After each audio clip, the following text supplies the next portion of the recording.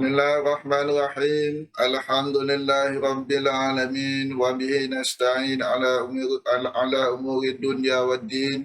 Wassalatu wassalamu ala asyrafil anbiya wal mursalin sayyidina Muhammadin wa ala alihi wa sahbihi ajma'in. Muslimin muslimat penonton ceramah hikmah series pertama bagi tahun ini. Assalamualaikum warahmatullahi wabarakatuh. Alhamdulillah, bersyukur kita kepada Allah SWT kerana dengan izinnya dipanjangkan usia untuk bertemu pada tahun baru 2022, dan kita berdoa kepada Allah SWT agar memberkati ceramah pada pagi ini. Semoga dengan keberkatan daripada Allah SWT membolehkan kita untuk mendapat faedah daripada sesi perkongsian pada pagi ini, dan diberi kekuatan untuk mengamalkan apa je kebaikan yang kita peroleh bersama pada hari ini, insya-Allah. InsyaAllah, saya pada hari ini akan menyampaikan satu ceramah, satu topik perkongsian yang bertajuk Islam dan Homoseksual. Dan ceramah ini akan saya bagikan kepada dua bahagian. Bahagian pertama, topik Islam dan Homoseksual ini akan saya fokuskan tentang pendirian agama dan moral. Dan pada bahagian kedua, iaitu pada sesi minggu hadapan, akan pula saya fokuskan dari sudut Islam dan juga hubungan sosial, bagaimana sikap yang saksama bagi seorang Muslim dalam soal hubungan sosial dengan golongan yang mempunyai isu homoseksual. Bagi tujuan ceramah pada hari ini, objektif yang nak saya sampaikan daripada perkongsian saya pada hari ini ialah untuk membina kefahaman asas dalam menangani isu homoseksual dari sudut pandangan agama Islam. Yang kedua, memahami supaya para penonton sekalian dapat memahami hukum agama dan pendirian moral yang tepat bagi seorang Muslim dalam isu homoseksual. Kemudian memahami dalil syarak yang mengharamkan homoseksual itu, dan ini khususnya penting bagi asatizah yang menonton video ini, menonton ceramah ini, kadang-kadang mereka bukan tahu tentang hukumnya, tapi apakah dalilnya dan bagaimana dalil itu diistimbat, formulate ditafsirkan oleh para ulama kita dahulu hingga menatijahkan hukum tentang pengharaman homoseksual. Kemudian saya akan cuba berkongsi perspektif saya menjawab fahaman yang mendakwa bahawa Islam membenarkan homoseksual. Bagi tujuan mencapai objektif itu, saya membahagikan ceramah saya kepada beberapa bahagian. Pertama, saya akan mulakan dengan cuba membina fahaman asas. Kerana saya rasa penting sekali untuk kita mempunyai fahaman asas ini sebelum kita membincangkan isu homoseksual. Supaya dengan itu, fahaman ini akan membantu guide mindset kita, minda kita dan fahaman kita dalam isu ini. Kemudian setelah itu saya akan masuk pula mengenai huraian tentang hukum agama Islam dan pendirian moral yang sepatutnya Muslim ada tentang homoseksual, dan selepas itu saya akan memberi jawapan terhadap tafsiran alternatif daripada mereka yang berpendapat bahawa homoseksual itu adalah dibenarkan dalam Islam. Bahagian pertama daripada ceramah saya ini iaitu fahaman asas-asas penting apabila kita ingin berbicara tentang isu Islam dan homoseksual ialah, pertama, Allah Ta'ala, kita haruslah faham bahawa Allah Ta'ala memuliakan semua anak Adam. Dan ini disebut dalam surah Al-Isra ayat 70, walaqad karamna bani Adam, bahawa kami, Allah SWT, memuliakan semua anak Adam. Dan anak Adam ini ditafsirkan oleh para ulama kepada semua manusia tanpa kira agama dan tanpa kira status kesolehannya. Artinya semua manusia mempunyai layanan yang sama dalam ayat ini yang menuntut seorang Muslim untuk bersifat hormat terhadap semua manusia. Wajib menghormati manusia itu sebagai manusia. Dan dimaksudkan wajib menghormati manusia sebagai manusia itu apa? Tidak boleh menceroboh nyawa mereka, tidak boleh menceroboh harta mereka, tidak boleh menceroboh maruah mereka dan lain-lain tanpa mempunyai justifikasi yang dibenarkan oleh agama. Poin kedua apabila kita berbicara tentang isu ini ialah untuk kita faham bahawa semua manusia tidak sempurna. Dan ini disebut oleh Allah SWT dalam Al-Quran. Bagaimana Al-Quran itu mengatakan bahawa Allah menjadikan manusia itu dalam keadaan yang lemah dalam surah An-Nisa ayat 28. Namun walaupun manusia itu dijadikan tidak sempurna, Al-Quran juga mengakui bahawa manusia mempunyai kemampuan tabii untuk menjadi baik. Maka sebab itu, walaupun kita melihat manusia tidak sempurna melakukan dosa, tapi dia harus ada saksama apabila benda seseorang itu. Bahawa apa pun ketidaksempurnaan dia, dia tetap mempunyai kemampuan untuk menjadi baik. Dan mungkin ada keinginan untuk menjadi baik despite segala flaw pada karakter dia, pada sifat, pada diri dia. Kemudian, yang ketiga, poin ketiga asas penting untuk kita faham ialah hidup ini adalah satu ujian. Dan semua insan pasti diuji dengan pelbagai ujian, walaupun bentuknya berbeza-beza. Ada orang diuji dengan kemiskinan, ada orang diuji dengan kekayaan, ada orang diuji dengan kesihatan, ada orang diuji dengan sakit, ada orang diuji dengan apa tu, perasaan-perasaan positif yang berlebih-lebih, seperti mana dia berasa diri dia hebat, champion dan sebagainya. Ada orang diuji dengan masalah-masalah mental, masalah psikologi kan. Maka ini semua harus kita faham bahawa kan, manusia itu berhadapan dengan ujian-ujian tertentu. Dan ini adalah penting untuk kita menilai mereka yang mempunyai isu homoseksual. Yang seterusnya, asas penting untuk kita tahu ialah berdosa tidak semestinya tercela selama-lamanya atau pasti jadi ahli neraka. Ini juga adalah satu perkara yang jelas dalam Islam. Orang berdosa tidak semestinya dia tu tercela selama-lamanya. Bahkan seorang yang melakukan dosa besar pun tidak semestinya dia tu pasti confirm ahli neraka walaupun dia selalu melakukan dosa besar itu. Kenapa? Nanti saya akan terangkan dalam sepanjang kuliah, sepanjang ceramah saya ini, kenapa kan perkara ini adalah benar di sisi Islam. Kemudian dalam membicarakan isu ini, kita perlu mengingatkan diri kita bahawa kita dilarang sifat self-righteous. Kan dalam Al-Quran Allah SWT berfirman dalam surah An-Najm ayat 32, wala tuzakku anfusakum. Yang bermaksud ialah janganlah kamu merasa diri kamu itu kan sebagai bersih, suci berbandingkan dengan orang lain. Ini jelas dalam Al-Quran, dan bahkan Allah mengaitkan self-righteousness ni dengan sifat syaitan, iaitu bila syaitan bercakap, ana khairun minhu, aku lebih baik daripada dia. Kenapa syaitan tidak mahu menyembah Adam?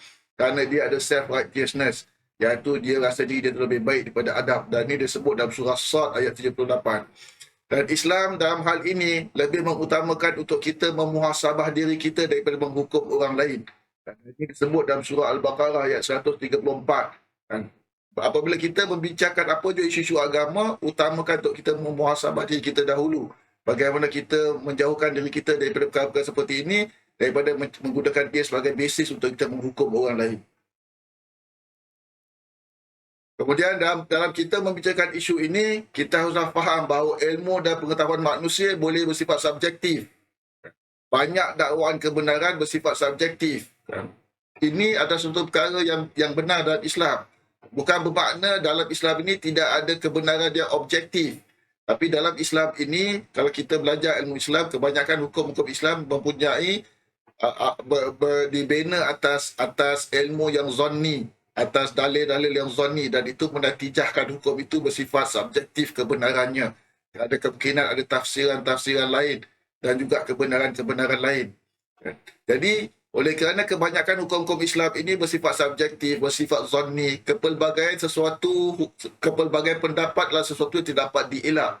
Dan ini disebut dalam surah Al-Hud ayat 118 dan 119.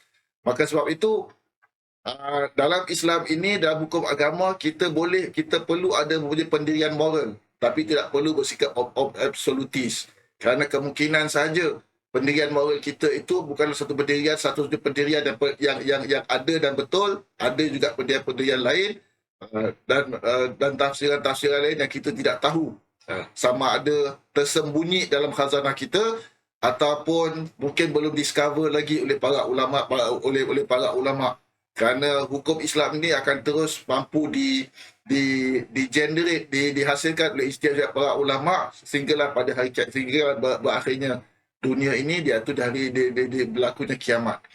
Kemudian perlu kita tawaduk dengan ilmu kita, dengan apa yang kita tahu, dengan hukum yang kita sampaikan kepada manusia. Dan kenapa perlu tawaduk? Kenapa? Kerana kita walau kita yakin benar sekalipun, kemungkinan kita tetap salah tetap ada. Dan ini disebut oleh Allah SWT dalam surah Yusuf ayat 76, wa fawqa kulli dhi ilmin alim. Dan di atas mereka yang berilmu itu ada orang yang lebih mengetahui. Maka apa pun ilmu yang kita ada, fahaman yang kita ada, mungkin bisa ada fahaman yang lebih betul, yang lebih benar. Dan kerana yang paling perfect, ilmu dia absolutely benar hanyalah Allah Subhanahu Wa Taala, bukan manusia. Kemudian perlu bersifat hormat terhadap pendapat berbeza. Kan? Apa yang kita tahu yang kita pegang dalam urusan agama ni, perlu kita kan ada rasa hormat terhadap pendapat berbeza. Maka sepanjang apa yang saya sampaikan ini, mungkin ada pendapat-pendapat yang mungkin ada pihak-pihak, ada para penonton mempunyai pendapat yang berbeza. Itu tidak masalah apa-apa. Kerana apa? Kerana perbezaan itu tidak semestinya tercela. Yang penting ialah untuk kita saling berlapang dada dan menghormati pendapat masing-masing. Dan kalau kita tidak sure tentang apakah dasar pendapat itu, kita sentiasa boleh clarify, tabayun, tanya dahulu ataupun rujuk dahulu sebelum kita menghukum apa-apa pendapat yang kita berbeza dan kita tidak setuju. Kemudian apabila kita membincangkan isu ini, kita perlu mempunyai pendirian moral tentang Islam dan homoseksual. Perlu ada pendirian moral. Akhirnya kita berhadapan dengan satu isu. Perkara ini halal ataupun haram. Boleh ke tak boleh. Maka sebab itu kita perlu membuat pendirian moral. Kan, bila kita berhadapan dengan isu ini. Tapi Islam juga mengajar kita, walaupun kita perlu mempunyai pendirian moral, tapi kita perlu pendirian moral dengan empati. Sesuai dengan sikap Nabi, yang mana Allah SWT mensifatkan Nabi sebagai harisun alaikum bil mu'minina ra'ufur rahim. Nabi ini sifatnya kan bil mu'minina ra'ufur rahim. Sangat ra'uf dan rahim, pengasih dan penyayang, penyantun sesama mukmin. Tidak kira sama ada mukmin itu orang yang soleh atau mukmin itu orang yang melakukan maksiat. Ada sebuah hadis bagaimana Rasulullah SAW berhadapan dengan seorang peminum arak yang dihukum atas kerana kesalahan minum arak, lalu dilaknat oleh para sahabat. Lalu Rasulullah mengatakan, jangan kau laknat dia. Kenapa? Kerana dia mencintai Allah dan Rasul. Artinya apa? Artinya walaupun orang itu kan buat maksiat besar minum arak, tapi dia tetap mempunyai cinta pada Allah dan Rasul. Dan Rasulullah recognize benda itu. Dan Rasulullah give credit kepada sifat dia yang mahu mencintai Allah dan Rasul, walaupun dia ada flaw dalam karakter dia, iaitu suka minum arak. Telah tertangkap banyak kali minum arak. Jadi atas dasar itu, walaupun kita punya sifat mempunyai pendirian moral dalam isu ini, kita perlu empathy, dan empathy menuntut kita untuk seek to understand. Bukan hanya menghukum, tapi seek to understand. Kenapa seorang itu jatuh dalam keadaan seperti itu, mempunyai pendapat seperti itu, ataupun berkelakuan seperti itu. Seek to understand bukan bermaksud kita perlu justify, kita perlu membenarkannya, tapi at least kita memahami kenapa dia macam tu, kerana dengan memahami itu membolehkan kita lebih tahu, lebih empatetik dalam menangani masalah ini sesuai dengan sifat kemanusiaan dan sesuai juga dengan ajaran agama kita. Jadi seperti mana yang saya katakan tadi, walaupun apa pun yang kita tahu tentang isu ini, kita harus mengakui dengan rendah diri bahawa kebenaran dan hukum paling benar adalah milik Allah.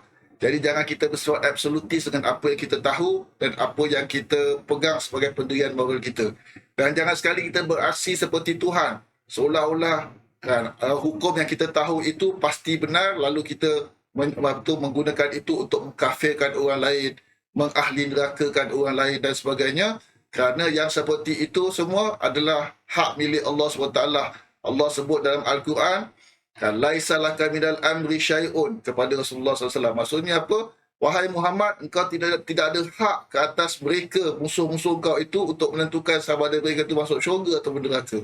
Ini adalah musuh-musuh Nabi Muhammad yang memerangi Nabi Muhammad, tapi still Allah katakan bahawa hak untuk menentukan mereka itu masuk neraka atau syurga adalah milik Allah SWT, bukan milik Nabi Muhammad. Allah menegur Nabi Muhammad kerana apa? Kerana bersungguh-sungguh mendoakan kemusnahan bagi musuh-musuh dia. Allah tegur dia. Allah kata bahawa jangan kau sampai seperti itu. Kerana apa? kerana itu adalah hak aku untuk menentukan siapa daripada manusia ini akan masuk syurga atau masuk neraka. Dan ini disebut dalam surah Al-Imran ayat 128. Kemudian bila kita membicarakan isu ini juga, hendaklah kita cuba mencontohi Tuhan. Mencontohi Tuhan itu dari sudut apa? Dari sifat pengasih dan penyayang dia. Kan?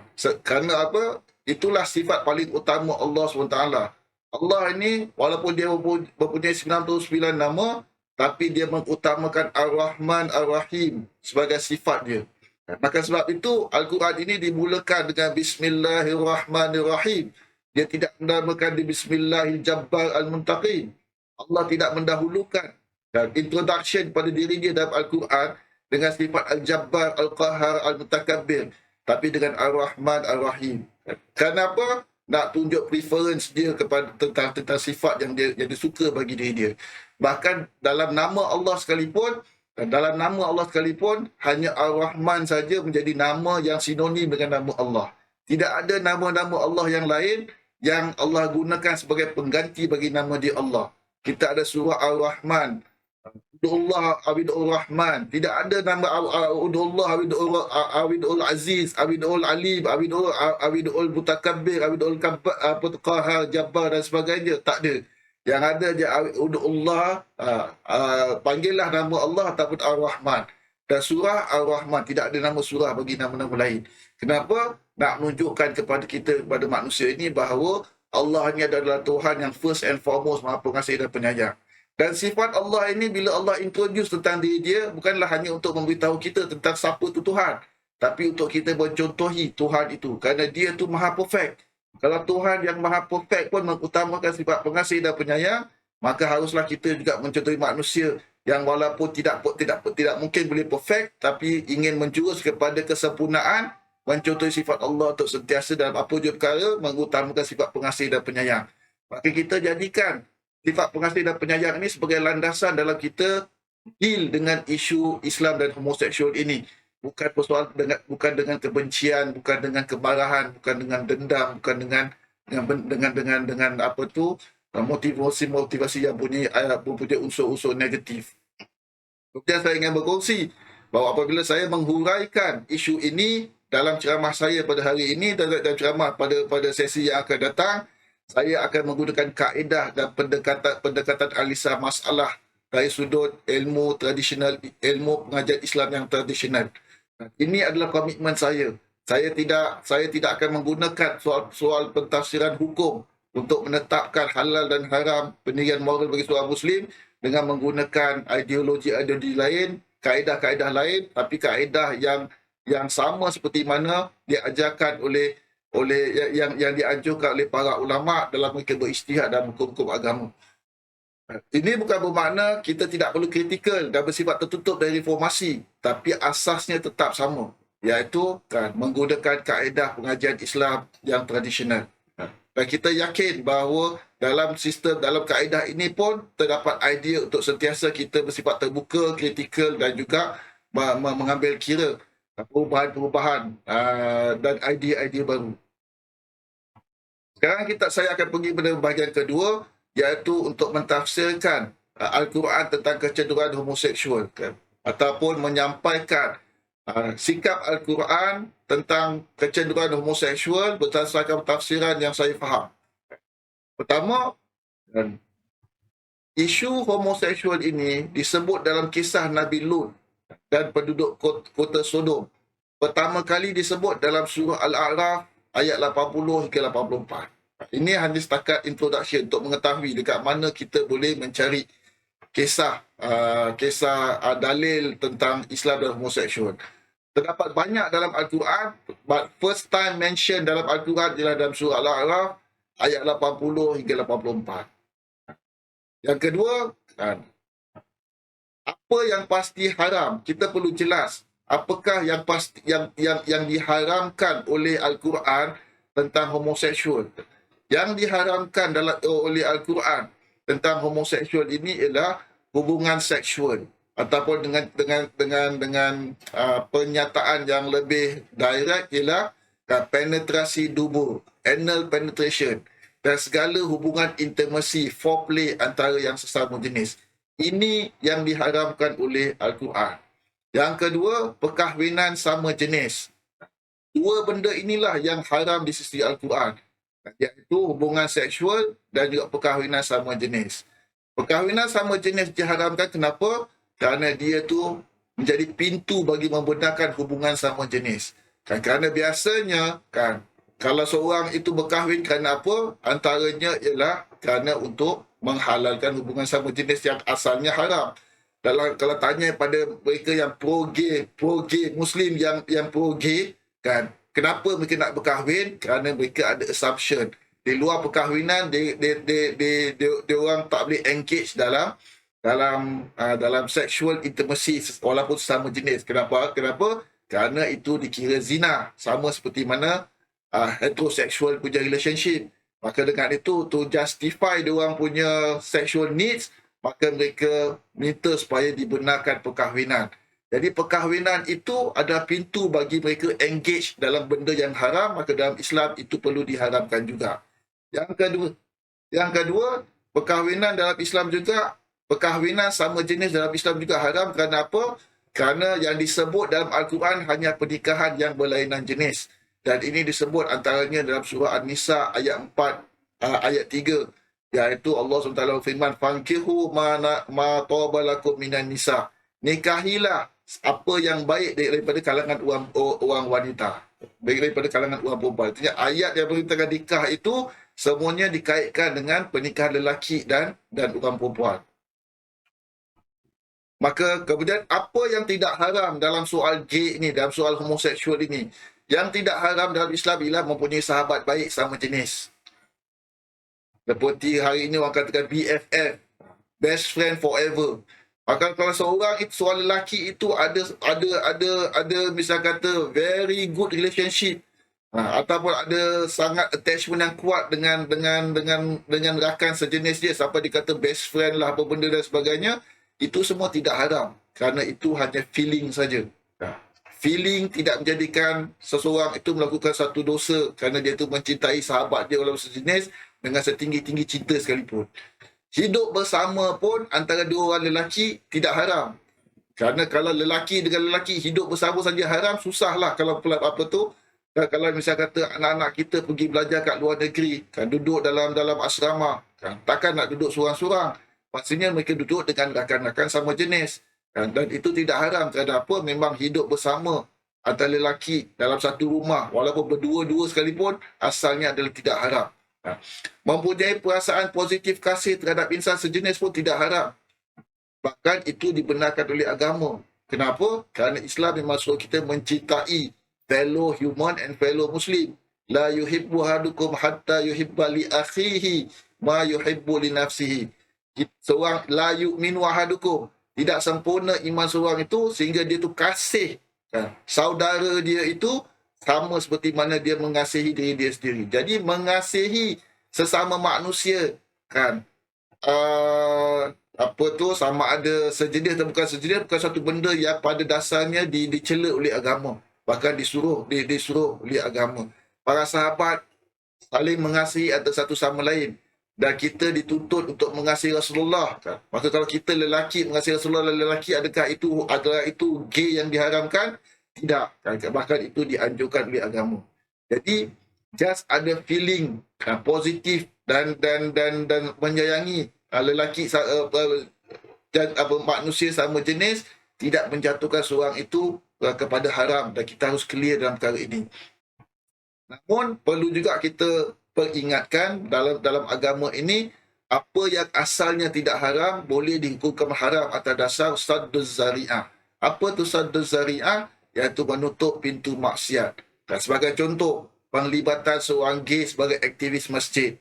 Ini boleh tak? Asalnya boleh. Tapi kalau ada reason untuk kita ada reason untuk kita merumuskan bahawa dia tu terlibat dalam masjid akan bawa kepada misal kata dia akan atau menggalakkan idea dia dan sebagainya, maka itu boleh dicegah. Kerana apa? Kerana untuk menutup kemudaratan yang mungkin timbul daripada aktivisme dia.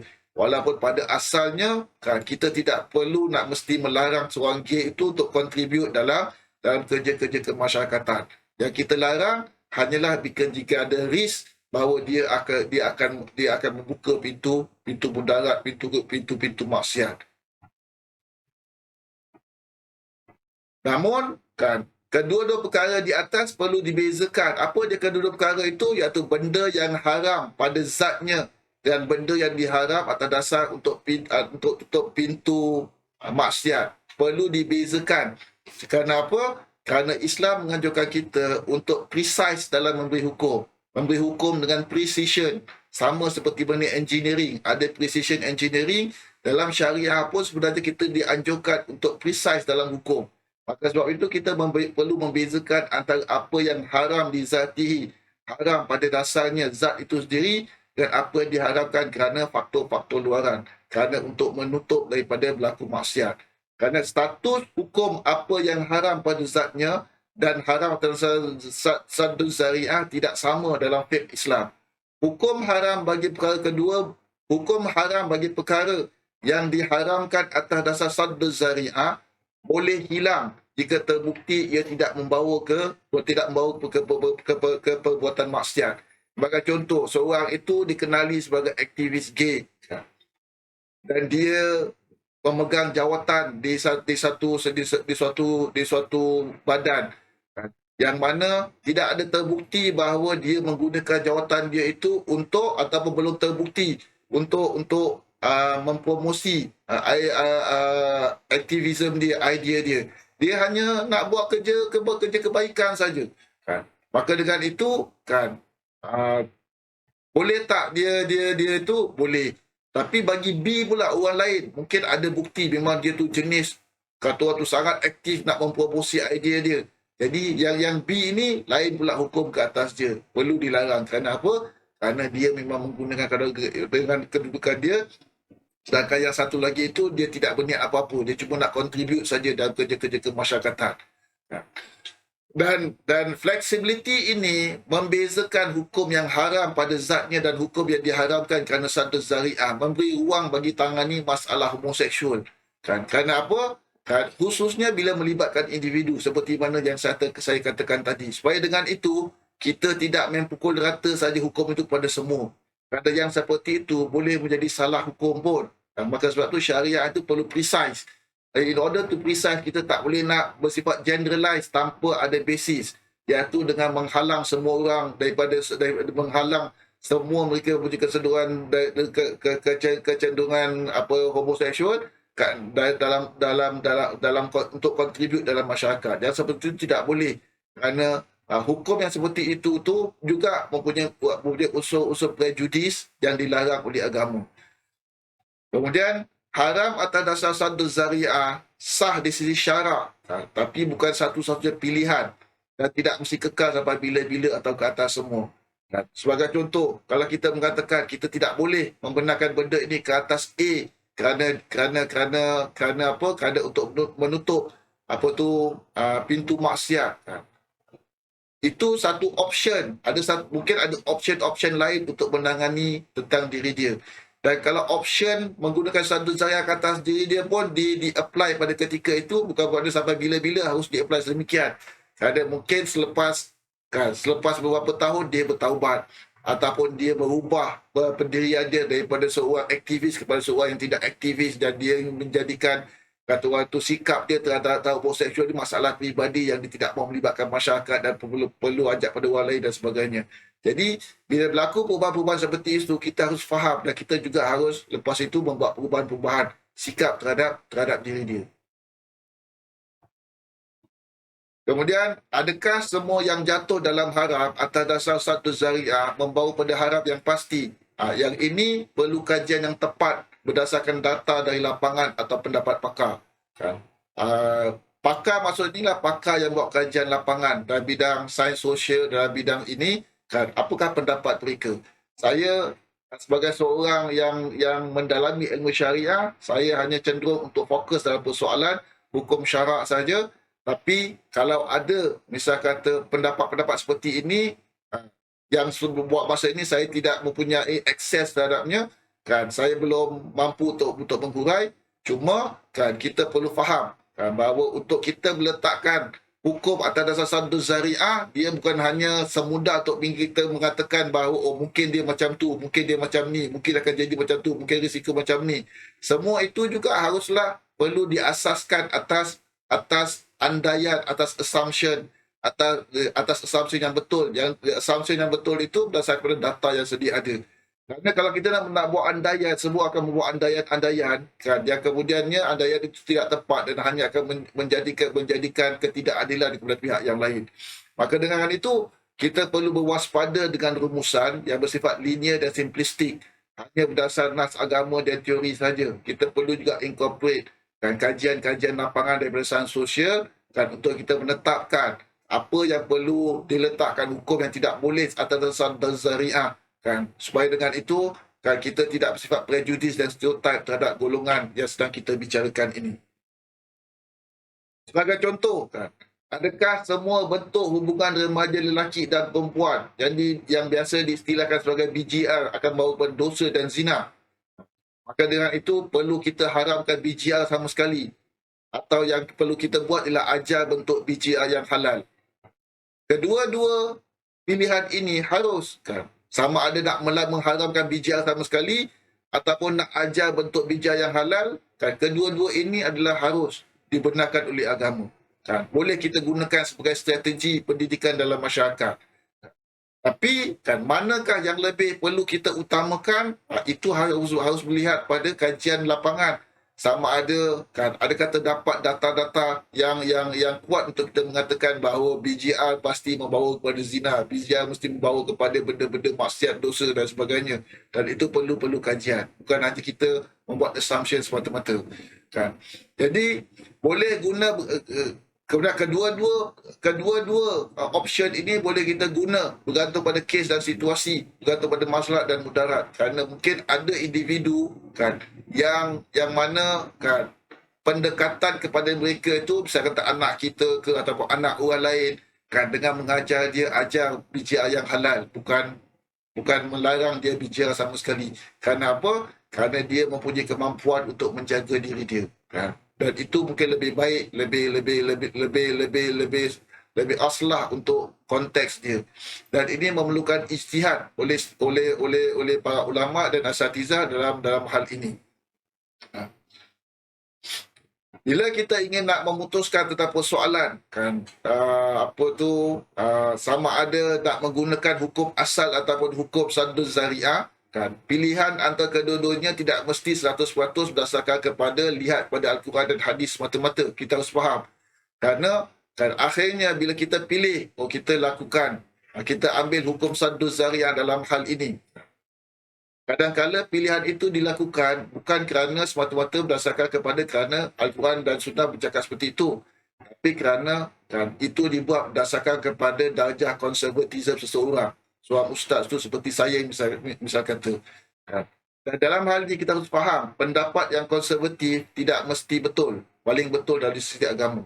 Kenapa? Dalam hukum fikih, kan, pendapat yang betul berdasarkan kepada dalil syarak yang kuat dan juga metodologi pengambilan hukum yang betul, yang paling tepat. Bukan kerana dia tu paling konservatif, kan, dan bukan kerana ataupun dia tu paling liberal, kan. Being liberal dan being konservatif tidak determine seorang itu, kan, betul dalam hukum dia. Kan. Kerana itu bukan penentuan. Dalam banyak hal, kan, the choice of between being liberal dan konservatif dalam isu seperti ini, dia adalah lebih kepada personality orang yang membuat hukum. Seorang ustaz, seorang mujtahid itu sendiri. Kalau dia jenis seorang yang personality type dia yang memang konservatif, kan, maka dia akan cenderung untuk, kan, membuat ijtihad yang konservatif. Kenapa saya highlightkan isu ini? Kerana supaya kita tahu bahawa, kan, kita harus tahu apa yang divine dalam hukum Islam dan apa yang juga manusia. Kan, divine dalam hukum Islam tidak semestinya konservatif atau liberal. Kerana itu lebih kepada sifat-sifat kemanusiaan dalam mentafsirkan hukum Allah Subhanahu Wa Taala. Sekarang saya akan masuk pada hujah pengharaman. Bagaimana atau apakah dasar yang mengatakan bahawa homoseksual ini adalah haram? Pertama, salah satu maksiat kaum Nabi Lut yang tercela dalam Al-Quran ialah, kan, perbuatan mereka mendatangi kaum sejenis. yang disebutkan dalam Al-Quran sebagai taktuna, mereka mendatangi kaum sejenis.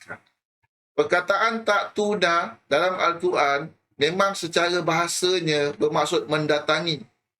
Tapi dalam Al-Quran, dia bukan bermakna literal datang ataupun interaksi sosial antara lelaki. Kerana apa? Kerana terdapat banyak dalil yang mengharuskan interaksi sedemikian. Interaksi Nabi SAW dan para sahabat itu semua tidak haram dalam Al-Quran.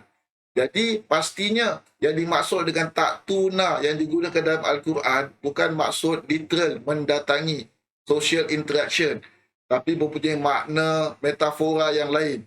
Jadi apakah makna ini? Makna ini perlu difahami dengan melihat ayat-ayat Al-Quran yang lain, yang mana ayat-ayat yang mempunyai yang address the same issue memberi makna bahawa taktuna, perkataan taktuna itu lebih cenderung untuk bermakna hubungan seksual. Kenapa? Kerana dalam surah Al-Baqarah ayat 223, Allah ada bercakap tentang hubungan seksual suami isteri. Fa'tu harthakum anna syi'tum. Datangilah ladang kamu di mana pun kamu suka, melalui posisi apa pun yang kamu suka. Faktu hartakum, faktu, perkataan faktu itu datang dari kata dasar yang sama dari taktuna, yang bermaksud dalam konteks ayat ini hubungan seks. Tak ada ulama mentafsirkan faktu, perkataan faktu itu bermaksud kan kata waktu berjumpa mendatangi isteri masing-masing, tapi bermaksud kan hubungan seks. Dan kalau kita belajar Al-Quran secara holistik, kita akan faham bahawa gaya Al-Quran apabila bicara tentang hubungan seks akan sentiasa menggunakan perkataan-perkataan kiasan. Allah tidak pernah menggunakan dalam Al-Quran dalam bercakap seks dengan perkataan yang direct, jima'. Tidak ada dalam Al-Quran ini perkataan jima'. Perkataan standard yang digunakan oleh orang Arab untuk memaksudkan sexual relationship. Tak ada. Semuanya menggunakan perkataan hatta hubungan seks suami isteri yang halal pun tidak ada menggunakan perkataan jima'. Tapi yang ada ialah perkataan kiasan, dan perkataan kiasan yang banyak ada ialah perkataan yang diambil daripada ata yakti, yang mana digunakan juga untuk menyebut perbuatan kaum Nabi Lut yang dilarang oleh Allah SWT, yang bermaksud bukanlah social interaction tapi maksud sexual sexual relationship sesama jenis.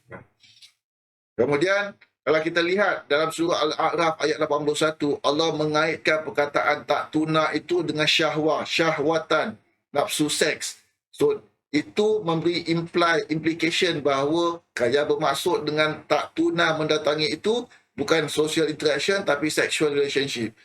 Kemudian dalam Al-Quran, perbuatan Nabi Lut itu iaitu mendatangi kaum sejenis disifatkan sebagai fahisyah. Dan ini disebut dalam ayat 80 dalam surah Al-A'raf. Dan fahisyah ini dalam Al-Quran juga merujuk pada hubungan seks yang terlarang. Dan umumnya diguna untuk perbuatan zina. Dan ini boleh divalidate dalam surah Al-Isra ayat 33, surah An-Nis ayat 32, surah An-Nisa ayat 15 dan surah An-Nisa ayat 25. Yang mana dalam semua ayat-ayat ini Allah menggunakan perkataan fahisyah untuk menyebut zina. Jadi Allah menggunakan perkataan yang sama, terminologi yang sama untuk merujuk perbuatan kaum Nabi Lut, fahisyah, iaitu illegal ataupun illicit sexual relationship. Kemudian dalam Al-Quran selalu guna fahisyah untuk perbuatan yang dilarang, haram. Perbuatan yang dilarang, iaitu yang berstatus haram, bukan makruh. Mungkin orang akan kata, oh itu larangan tidak haram Ustaz, bukan makruh. Tapi dalam bahasa Al-Quran, yang kita fahami, semua perkataan fahisyah bermaksud perkara yang diharamkan. Kerana Allah sendiri mengatakan bahawa Allah melarang fahisyah. Sedangkan syaitan itu dia menggalakkan fahisyah. Dan ini disebut dalam banyak ayat Al-Quran yang saya senaraikan dalam slide saya untuk dirujuk. Bagaimana perkataan-perkataan fahisyah ini dalam Al-Quran mewujudkan pada sesuatu yang diharamkan oleh Allah SWT, bukan makruh statusnya. Jadi, kalau kita boleh buat kesimpulan logik dengan kita menggabungkan semua ayat-ayat Al-Quran, kita boleh katakan bahawa Al-Quran larang fahisyah dan fahsyah. Lalu dalam Al-Quran, hubungan sama jenis lelaki adalah dianggap sebagai fahisyah. Maka dengan itu hubungan seks sama jenis adalah dilarang. Kerana semua fahisyah dilarang oleh Allah SWT, maka dengan itu kan seks sama jenis yang disifatkan sebagai fahisyah juga menjadi terlarang. Kemudian kita lihat dalam Al-Quran, Allah mengenakan hukuman berat ke atas kaum Nabi Lut. Dan ini tidak boleh disimpulkan perbuatan itu hanyalah makruh saja. Kerana kalau kesalahan kaum Nabi Lut itu hanyalah makruh semata-mata, Allah pasti tidak akan menghukum mereka dan memusnahkan mereka dengan hukuman yang sangat berat sekali. Di sisi para ulama, bila sesuatu kesalahan, sesuatu larangan itu dikaitkan dengan hukuman yang sangat keras, maka itu adalah satu petanda bahawa perbuatan itu adalah dilarang dan haram. Walaupun Allah tidak menggunakan perkataan haram bagi melarang perbuatan itu. Dan kesimpulan ini juga disokong oleh banyak hadis. Dan saya sertakan dalam slide saya rujukan-rujukan yang relevan. Kan dia menguraikan secara detail juga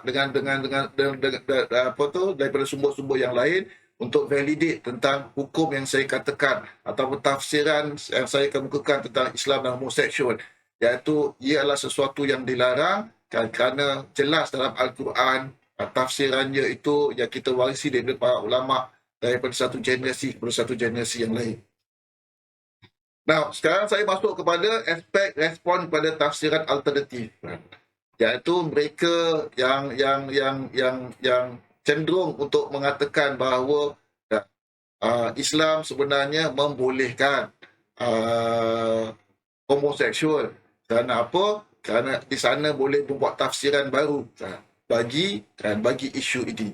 Maka antara tafsiran alternatif yang dikemukakan oleh mereka yang pro-gay, mereka mengatakan bahawa yang haram jika dibuat atas dasar syahwat nafsu, seperti hubungan seks bebas.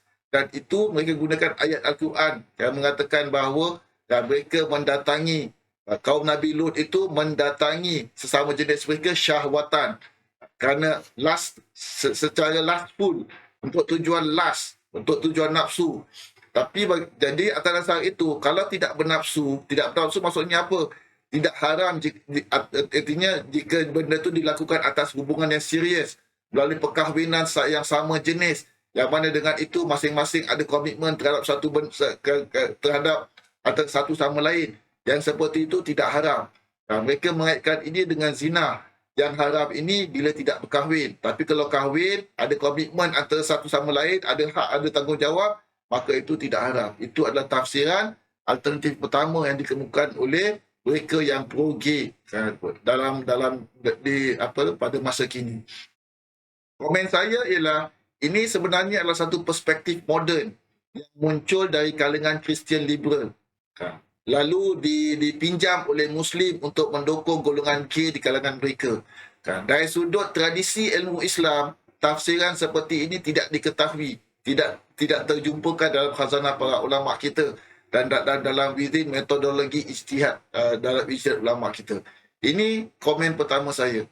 Jawapan saya ialah, mereka ini berdasarkan kepada, mereka yang pro-gay ini berdasarkan tafsiran mereka itu kepada An-Nahl ayat 72, iaitu wallahu ja'ala lakum min anfusikum azwaja, dan Allah menjadikan daripada kalangan kamu itu pasangan-pasangan. Dalam ayat ini golongan pro-gay Muslim berkata bahawa dalam ayat ini Allah mengatakan bahawa Allah menjadikan daripada kalangan kamu itu pasangan-pasangan, dan tidak ada dikatakan secara eksplisit bahawa itu mesti antara lelaki dan perempuan, between different sex, tapi secara umum sahaja. So there is a possibility untuk reinterpret ayat ini kepada maksud bahawa kemungkinan ayat ini imply bahawa boleh sama-sama lelaki pun, kerana ayat ini tidak mengandungi perintah secara eksplisit bahawa dia mesti antara lelaki dan perempuan. Jadi why not reinterpret perkara ini sesuai dengan penemuan-penemuan sains baru yang mereka katakan sebagai bahawa homoseksual ini satu benda yang natural dalam kehidupan manusia. Namun kalau kita kan ingin menilai hujah itu dari sudut traditional Islamic studies kan, dia bermasalah. Kenapa? Kerana dia go against banyak ayat-ayat Al-Quran yang lain yang secara jelas mengatakan perkahwinan itu haruslah antara lelaki dan perempuan. Bukan dalam ayat yang saya katakan tadi, ayat 70 surah An-Nahl, tapi dalam ayat-ayat lain. Yang kedua, kalau kita lihat pada ayat 72 surah An-Nahl itu sendiri, dalam ayat itu sendiri terdapat indikasi bahawa Allah tidak maksudkan dalam perkahwinan itu, dalam ayat itu, perkahwinan sesama jenis. Kenapa? Dalam ayat itu sendiri mengatakan bahawa yang Allah nakkan tujuan perkahwinan kan dalam ayat itu ialah untuk menjadikan bagi manusia itu pasangan-pasangan, dan jika mereka itu pasangan kamu, anak-anak dan cucu cicit. Kan? Jadi dalam ayat itu sendiri kan Allah memberi indikasi bahawa tujuan perkahwinan yang Allah anjurkan ialah for procreation.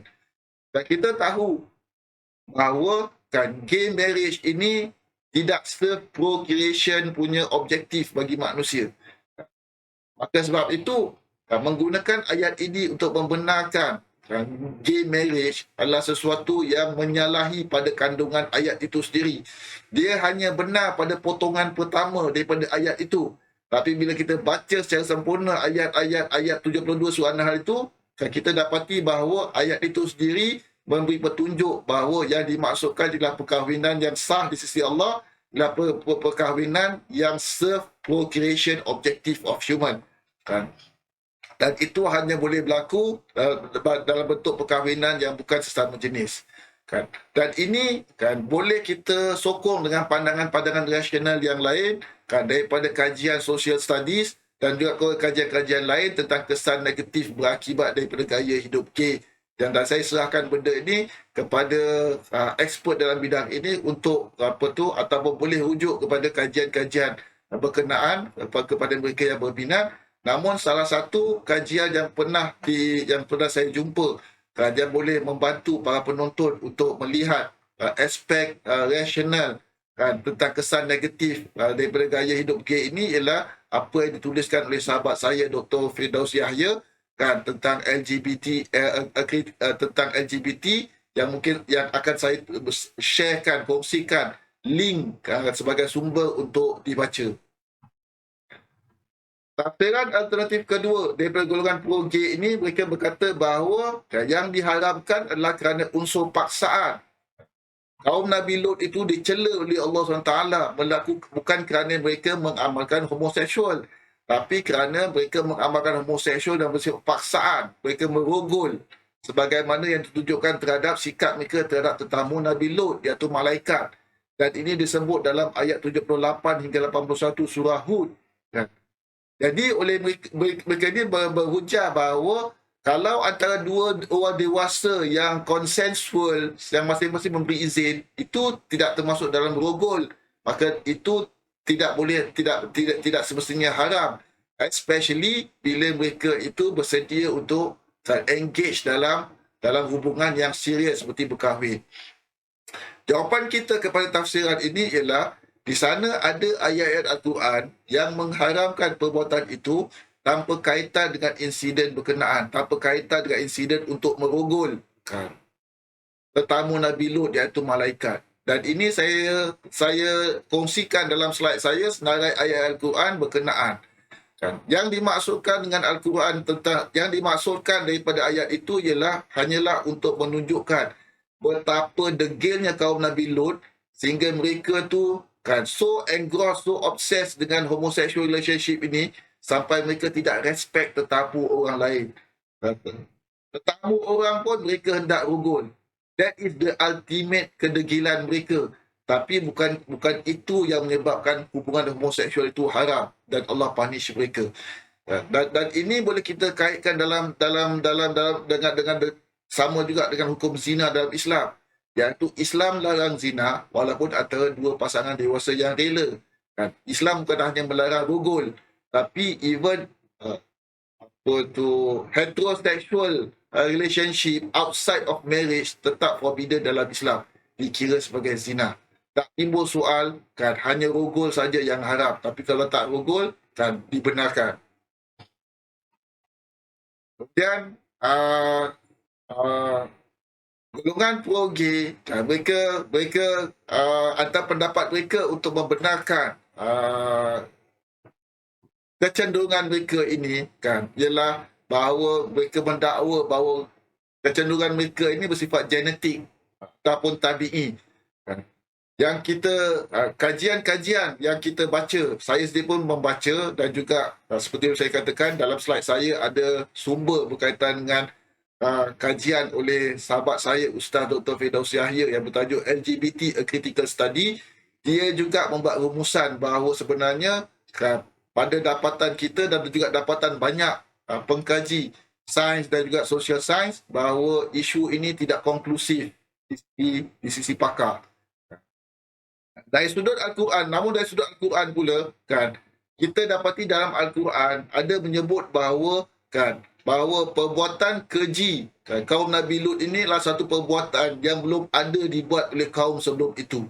Dan ini memberi petunjuk bahawa amalan homoseksual datang kemudian dalam sejarah manusia, bukan natural. Dia hanya datang kemudian. Tak kira lah sama ada dia tu bermula di zaman Nabi Lut ataupun sebelum itu lagi orang telah engage dalam homoseksual. Tapi the fact ialah ayat itu memberi pengetahuan, memberi pemberitahuan kepada kita bahawa manusia itu hanya menjadi homoseksual at the later period dalam kehidupan mereka, dalam history mereka, bukan natural Maka kemudian kita lihat adakah DNA manusia telah berubah daripada sejak itu apakah dalil bahawa DNA manusia itu telah berubah? Kalau manusia naturally tidak lahir dalam keadaan homoseksual pada asal kejadian mereka daripada sejak Nabi Adam, sejak bila DNA manusia itu telah berubah sehingga selepas itu incorporate menjadi bahawa kita katakan bahawa benda tu embedded dan sebagainya pada DNA. Dan ini perlu kajian saintifik dan dalam hal ini tidak ada kajian saintifik yang dapat membuat explanation tentang bagaimana DNA manusia boleh berubah daripada bukan homoseksual kepada homoseksual, dan bagaimana benda itu boleh di-explain hatta daripada sudut evolution theory sekalipun. Dan saya menganjurkan para penonton untuk membaca tulisan Dr. Firdaus Yahya yang mungkin lebih bagus dalam menguraikan isu ini dari sudut sains kerana bidang kepakaran beliau. Persoalan lain berkaitan dengan sini ialah adakah mungkin seorang individu dilahirkan dengan kecenderungan homoseksual dalam diri? Yang ini jawapan saya ialah ya. Kenapa tidak mustahil di sisi Allah Ta'ala untuk mentakdirkan bahawa seorang itu lahir dengan mempunyai kecenderungan homoseksual dalam diri dia sejak lahir lagi. Tapi orang akan bertanya kenapa? Jawapannya ialah sebagai ujian ke atas individu itu. Maka sebab itu saya mulakan sejak awal-awal lagi bahawa kita setiap manusia ini hidup di muka bumi ini sentiasa ditakdirkan dengan ujian-ujian tertentu cuba berbeza-beza. Ada orang diuji dengan ketidaksempurnaan tertentu dan antara ketidaksempurnaannya ialah dia mempunyai ada unsur-unsur gay dalam diri dia, dan itu ditakdirkan Allah sebagai ujian ke atas dia Jadi sama seperti mana seorang itu ditakdirkan lahir dengan masalah-masalah kesihatan yang lain seperti kesihatan tubuh, masalah kesihatan mental, maka tidak mustahil kalau Allah ingin mentakdirkan seorang itu lahir dengan kecenderungan homoseksual sebagai ujian ke atas dia. Namun mengakui ini tidak bermakna membenarkan seks sesama jenis. Seks sesama jenis tak haram, tetap sesuatu yang bermasalah. Tapi sikap dan pendekatan terhadap masalah akan menjadi berbeza kalau kita faham bahawa ini adalah ujian bagi orang berkenaan. Kerana dia tidak pilih untuk lahir dalam keadaan yang seperti itu. Dia adalah ketentuan Allah SWT sendiri itu sendiri. Jadi kita lebih bersifat empatetik dan simpatetik terhadap mereka. Cuma bagi golongan pro-gay, mereka mendakwa semua golongan gay lahir sedemikian dan menafikan faktor-faktor sosial yang mempengaruhi pilihan mereka itu sendiri. Ia adalah bersifat whitewashing. Kerana apa? Kerana itu yang menjadi masalah sains, iaitu sains tidak konklusif untuk mengatakan bahawa every single gay person yang ada kan mempunyai DNA gay. Sebab tu mereka tu adalah gay. Ini perlu kalau kita katakan bahawa some individual may because of takdir Tuhan, itu tidak mengapa. Dan oleh itu kita lebih bersifat simpatetik pada orang berkenaan. Dan ini pun kita boleh lihat dalam aktivisme gay itu sendiri. Golongan aktivis gay, mereka bukan hanya kata promote gay kan untuk mereka yang DNA dia tu memang gay oriented, tapi mereka juga promote gay sebagai lifestyle. Artinya kalau siapa-siapa bukan gay pun nak jadi gay, mereka welcome dan mereka anjurkan bersama. Supaya apa? Supaya untuk menyemarakkan lagi lifestyle mereka. Jadi dengan sendirinya kan aktivisme gay itu sendiri menunjukkan bahawa there is a social factor yang menyebabkan seorang itu bersifat gay. Kerana there is a promotion, there is a active promotion of the lifestyle rather daripada benda itu sebagai DNA determine atau natural determination. Dalam hal ini saya ingin menganjurkan kepada para penonton untuk merujuk tulisan saya yang mungkin lebih elok kan untuk memahami isu ini, lebih jelas memahami isu ini daripada mungkin penyampaian saya dalam bentuk video dan dalam bentuk secara lisan. Sekarang saya akan menyentuh pula tentang lesbian. Kenapa lesbian? Kerana apa? Lesbian dengan gay ini mempunyai persamaan dari sudut tingkah laku dia. Iaitu lesbian ini golongan perempuan yang mempunyai kecenderungan seks. Kan? Kecenderungan terhadap sesama seks dia, cuma dia itu adalah perempuan. Memang betul, Al-Quran hanya bicara tentang hubungan homoseksual lelaki. Tidak bicara tentang lesbian. Maka memang tidak ada kan perbicaraan tentang lesbianism dalam Al-Quran, dan tidak disebut bahawa isteri Nabi Lut seorang lesbian dalam Al-Quran, walaupun dia tu dimusnahkan oleh Allah Taala bersama dengan kaum Nabi Lut. Cuma pengharaman lesbian adalah dasar kias, atas dasar kias dan sebutan dan disebut dalam hadis. Dan ini dalam tradisi kan pengajian Islam kan, mengharamkan sesuatu berdasarkan kepada kias adalah sesuatu yang telah sabit kan, sebagai satu cara untuk mengharamkan sesuatu perkara, meletakkan suatu perkara kan. Tak wujudnya dan explicit mention tentang lesbian tidak bermakna benda itu dibenarkan. Kita boleh hujam kata tak sebut dalam Al-Quran, maka bolehlah. Kenapa mesti tak haramkan benda yang Al-Quran tidak sebutkan? Tapi kalau macam tu, maka kita pun boleh kata kenapa tak menghalalkan dadah saja? Kerana dadah pun tidak disebut dalam Al-Quran. Kenapa? Kerana yang disebut dalam Al-Quran hanyalah arak saja. Tapi kenapa dadah pun adalah haram? Kerana apa? Kerana dadah pun mempunyai kan isu yang sama dengan arak, iaitu memabukkan, menghilangkan akal. Maka sebab itulah dadah pun diharamkan. Jadi lesbian pun sama, dia mempunyai isu yang sama dengan gay, dengan homoseksual lelaki.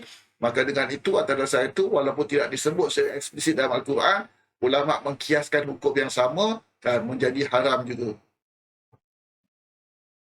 Akhir sekali, saya ingin berkongsi pada kita bahawa walaupun kita perlu ada moral standing yang betul, moral position yang betul tentang hukum Islam dan homoseksual, namun kita juga perlu bersifat saksama, mempunyai sikap saksama.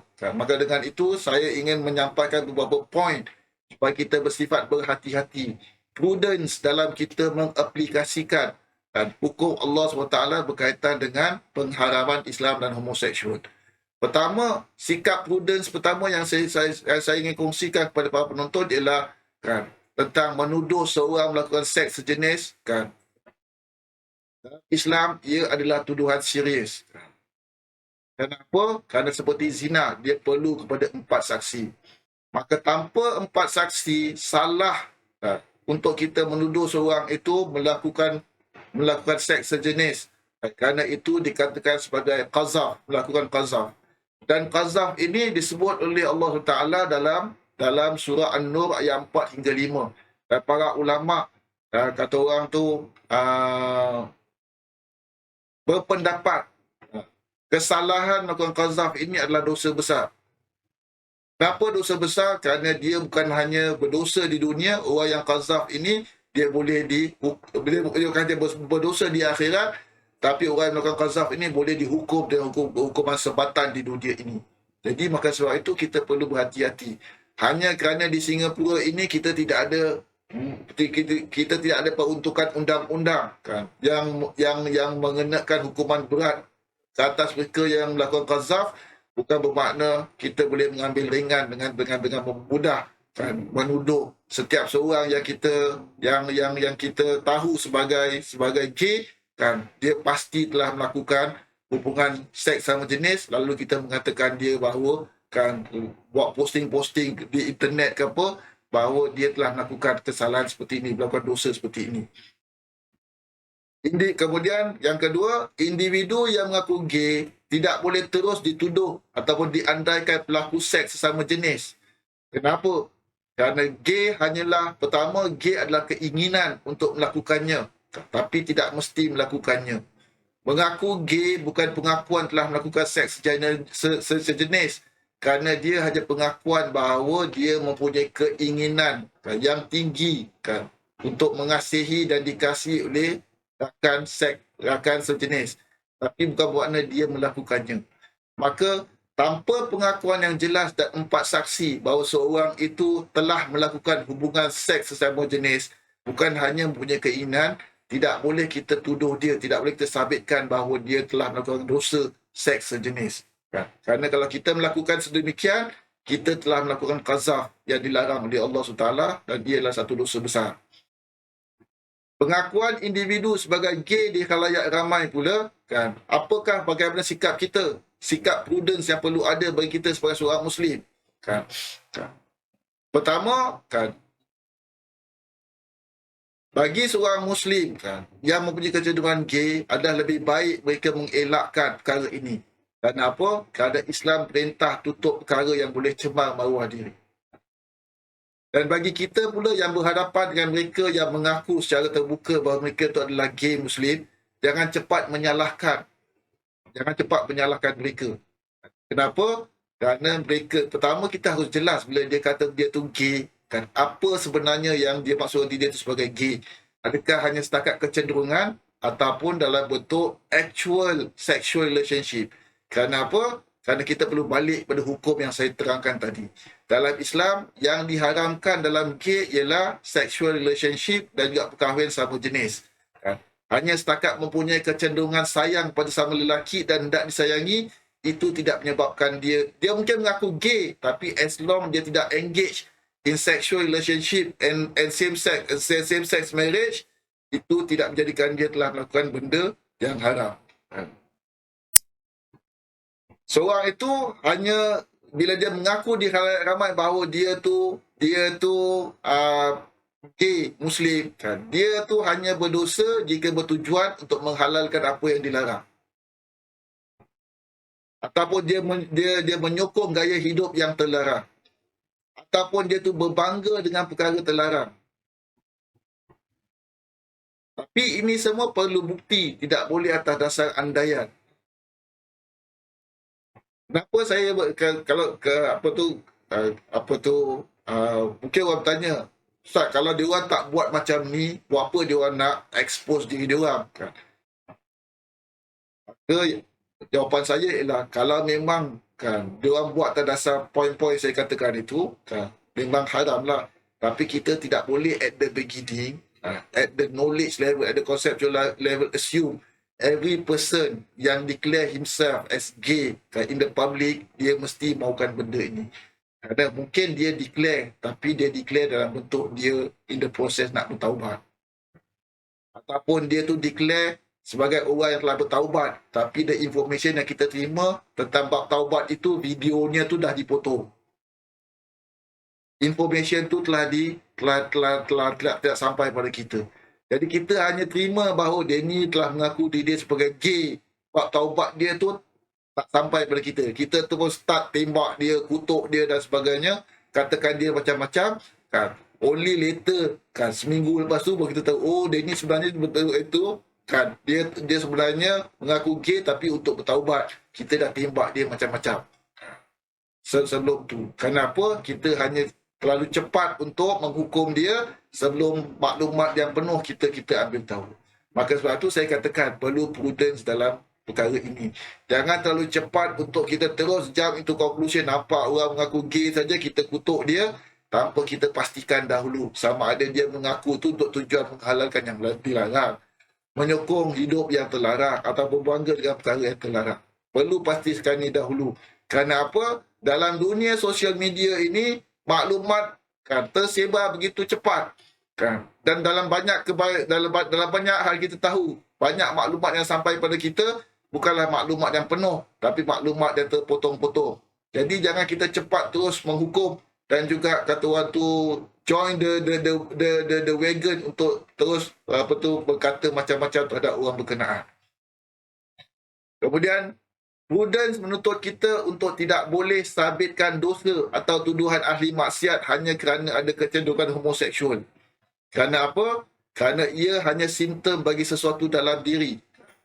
Ibarat seorang berniat mahu lakukan maksiat, dalam pendapat jumhur ulama, hanya berniat untuk melakukan maksiat belum berdosa. Ini pendapat lebih kuat oleh kebanyakan ulama.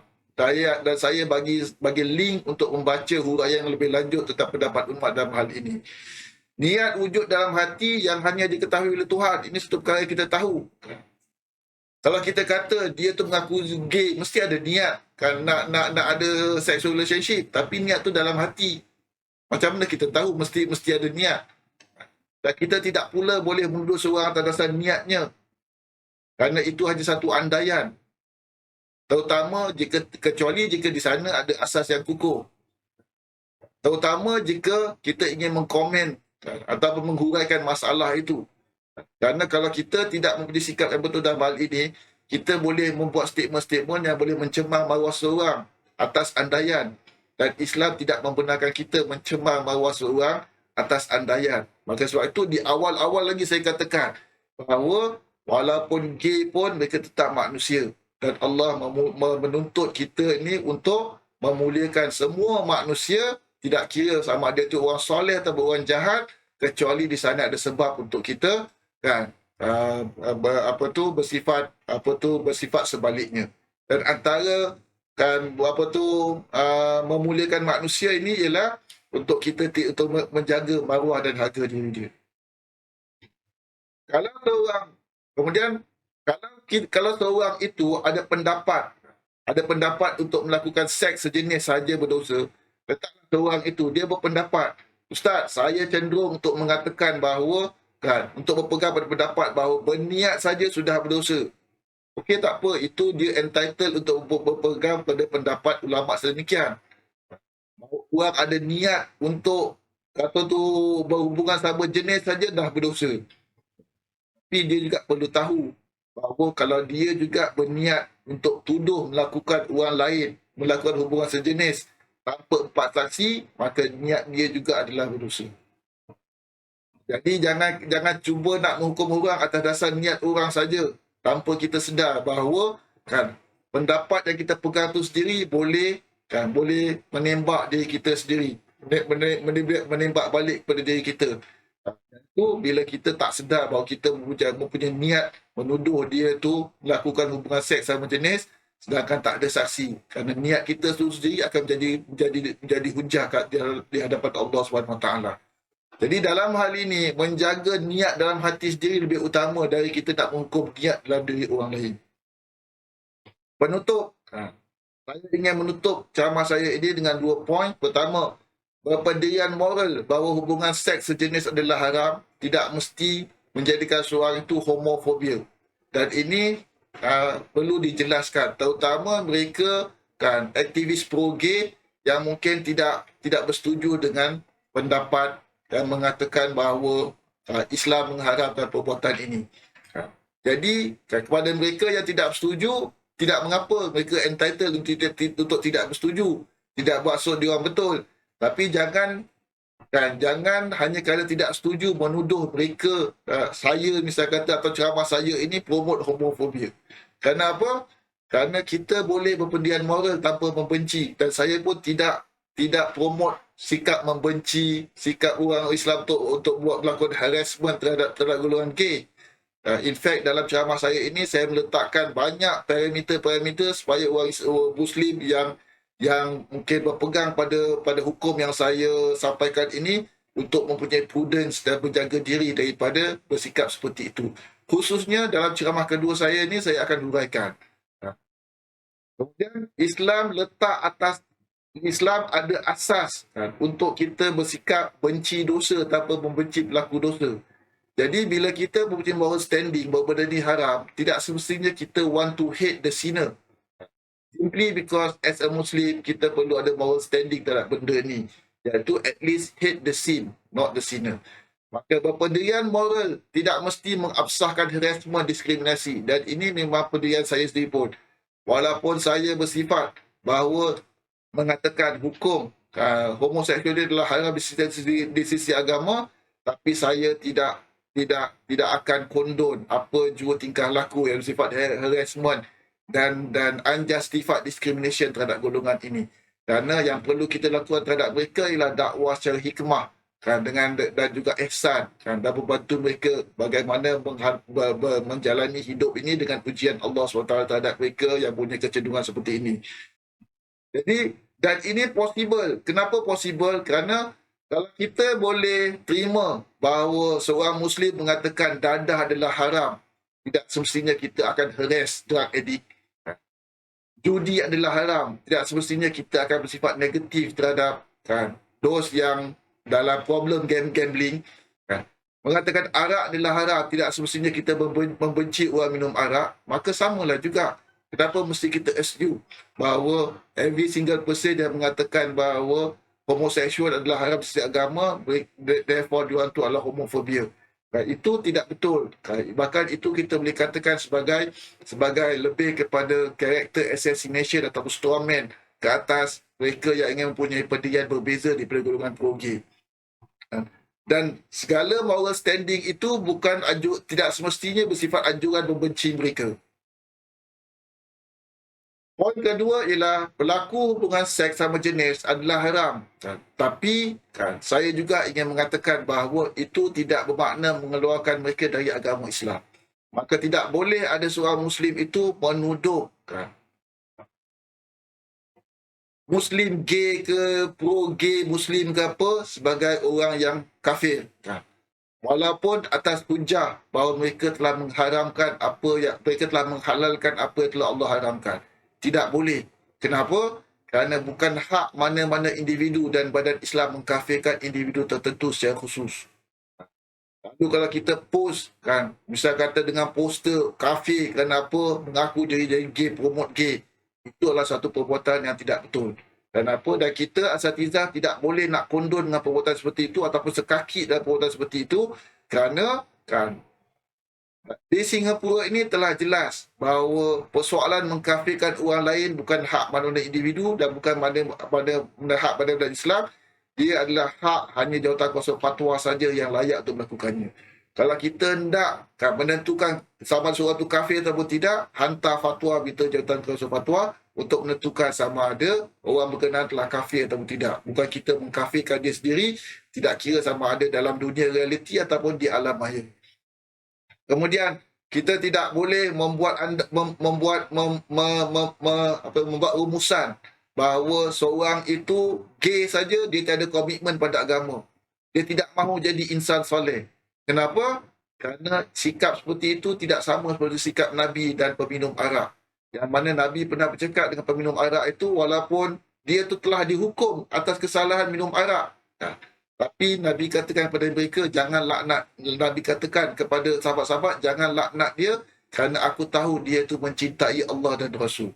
Maksudnya apa? Orang ini melakukan dosa besar, tapi Nabi akui bahawa hanya kerana dia itu dosa besar, bukan bermakna dia itu tidak mahu jadi manusia yang baik sekalipun atau tidak ada kebaikan, tak ada kesolehan langsung dalam diri dia. Dan Nabi akui mana yang salah, Nabi hukum, tapi mana yang baik, tapi Nabi menghukum dia pada kadar yang sesuai saja tanpa menafikan kebaikan yang ada pada dia.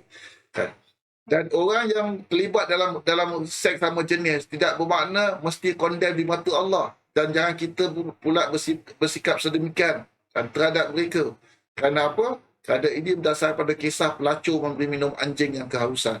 Pelacur ni dia tidak bertaubat pun, tapi Allah mengampunkan dosa dia walaupun dia tu tidak bertaubat atas kerja dia sebagai pelacur, semata-mata kerana dia membantu anjing yang kehausan. Jadi kita tidak tahu kalau at any particular point of a life seorang gay itu dia melakukan benda-benda baik dan Allah mengampunkan dosa dia. Jadi walaupun kita tidak setuju dengan perbuatan dia, kita mengharamkan perbuatan hubungan sama seks itu, tidak tidak semestinya kita mesti condemn dia sebagai manusia yang pasti ahli neraka, pasti hina di mata Allah SWT. Dan dalam hal ini, nantikan ceramah saya bagi dalam bahagian kedua yang saya akan huraikan lebih lanjut lagi berkaitan dengan bagaimana sikap saksama seorang Muslim itu dalam konteks Singapura dalam hubungan sosial dengan mereka yang punya kecenderungan homoseksual yang dilarang oleh Allah SWT. Atas dasar itu, saya mohon maaf atas segala kekurangan dalam penyampaian saya pada hari ini, pada ceramah kali ini. Wabillahi taufiq wal hidayah. Wassalamualaikum warahmatullahi wabarakatuh.